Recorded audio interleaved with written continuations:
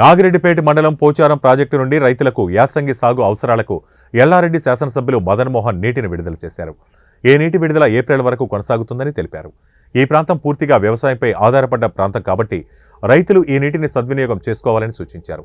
15 రోజుల పాటు నిరంతరాయంగా నీటి సరఫరా ఉంటుందని, చివరి ఆయకట్టు వరకు కొనసాగుతుందని అన్నారు. నేను ఎమ్మెల్యేగా గెలిచిన తర్వాత మొట్టమొదటిసారి నియోజకవర్గంలో చేపట్టిన కార్యక్రమం ఇది. రైతులకు నీరు అందించడం చాలా సంతోషంగా ఉందన్నారు.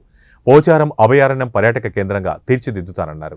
టూరిజం మంత్రితో మాట్లాడి ప్రత్యేక నిధులతో అభివృద్ధి చేసి తీరుతానని అన్నారు.